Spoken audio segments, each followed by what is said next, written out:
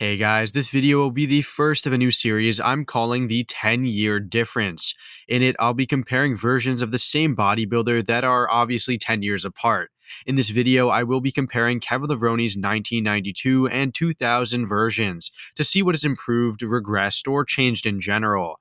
Now, don't get me wrong, both versions were really good. However, I do believe that Kevin really peaked around the late 90s, according to objective bodybuilding standards.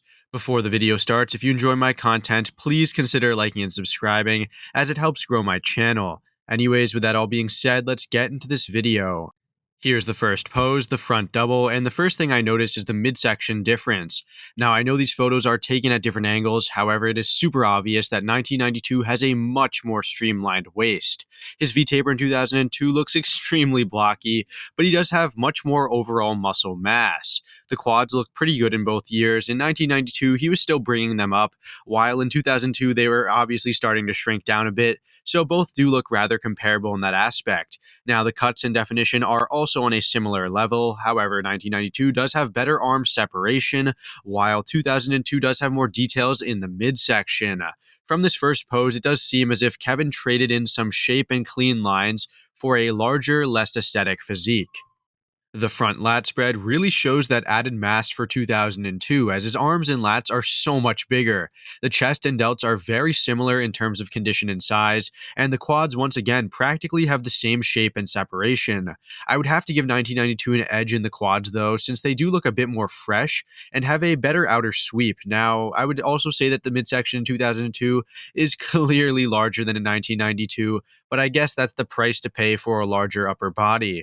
So while he did improve in the arms and in the lats, his overall flow and aesthetics appear to be a little bit better in 1992. The side chest has always been a great pose for Kevin, and in both he looks pretty outstanding. The first thing to note is that Kevin was probably at his all-time best in terms of conditioning at the 1992 Mr. Olympia.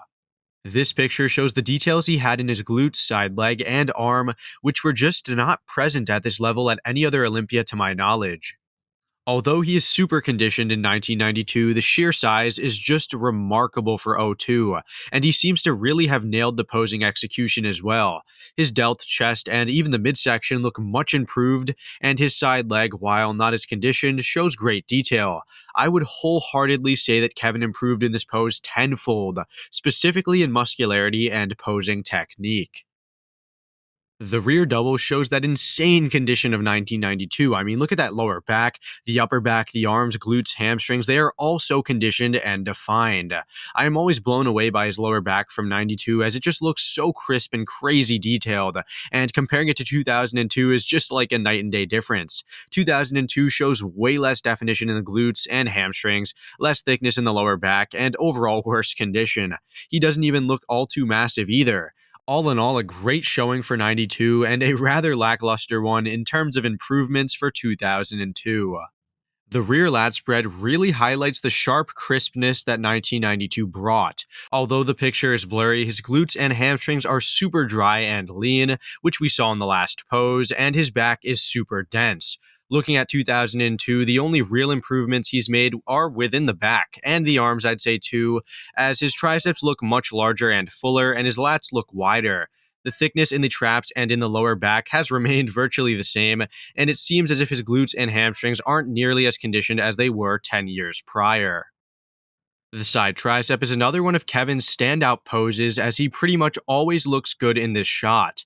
92 looks super lean and conditioned, but sacrifices some overall size and thickness, and isn't executing the shot to maximize width.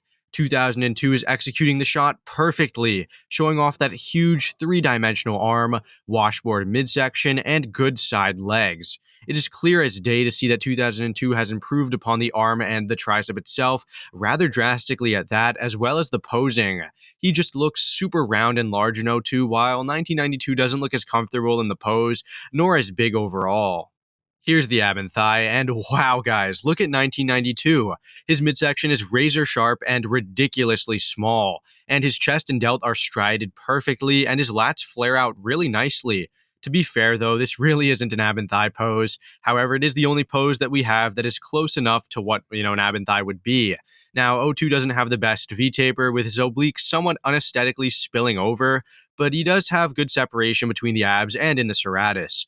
His lats are better too, and his quads look cut, large, and separated, but overall, I think Kevin hit his best ab and thighs earlier on in his career, when he was a bit leaner and had a smaller waistline. The most muscular is again a standout pose of Kevin's. His 3D delts and arms, full thick chest, tight midsection, and decent quads all look good in this pose.